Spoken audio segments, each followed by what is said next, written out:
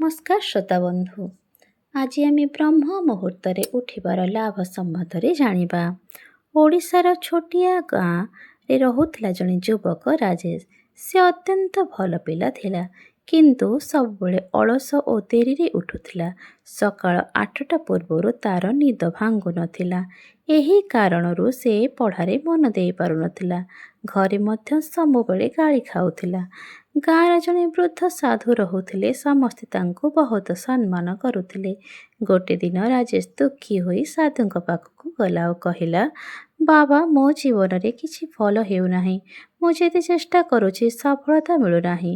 ସାଧୁ ହସି କହିଲେ, ବାବା, କାଲିଠାରୁ ବ୍ରହ୍ମ ମୁହୂର୍ତ୍ତରେ ଉଠିବୁ, ତାପରେ ତୋ ଜୀବନ ବଦଳିଯିବ। ରାଜେଶ ପଚାରିଲା, ବ୍ରହ୍ମ ମୁହୂର୍ତ୍ତ କ'ଣ? ସାଧୁ କହିଲେ, ସୂର୍ଯ୍ୟ ଉଦୟ ପୂର୍ବରୁ ପ୍ରାୟ 1.5 ଘଣ୍ଟା ଆଗରୁ ଯେଉଁ ସମୟ ଥାଏ, ସେହି ସମୟକୁ ବ୍ରହ୍ମ ମୁହୂର୍ତ୍ତ କୁହାଯାଏ। ଏହି ସମୟରେ ପ୍ରକୃତି ଶାନ୍ତ ଥାଏ, ମନ ପବିତ୍ର ହୁଏ ଏବଂ ଭଗବାନଙ୍କ କୃପା ସହଜରେ ମିଳେ। ପ୍ରଥମ ଦିନ ରାଜେଶ ବହୁତ କଷ୍ଟରେ ସକାଳ 4ଟାରେ ଉଠିଲା। ସେ ଶୁଦ୍ଧ ବାତାବରଣରେ ବହୁତ ଖୁସିରେ ଭଗବାନଙ୍କ ନାମ ଜପ କଲା।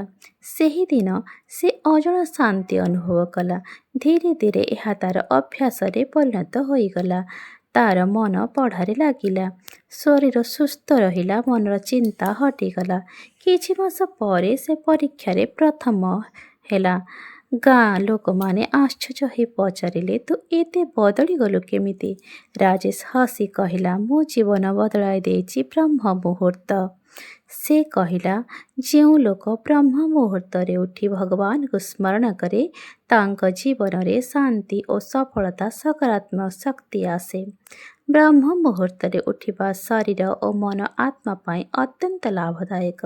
ଏହା ମନକୁ ଶାନ୍ତ କରେ, ସ୍ମୃତିଶକ୍ତି ବଢ଼ାଏ ଓ ସଫଳତା ଜୀବନରେ ଆସେ।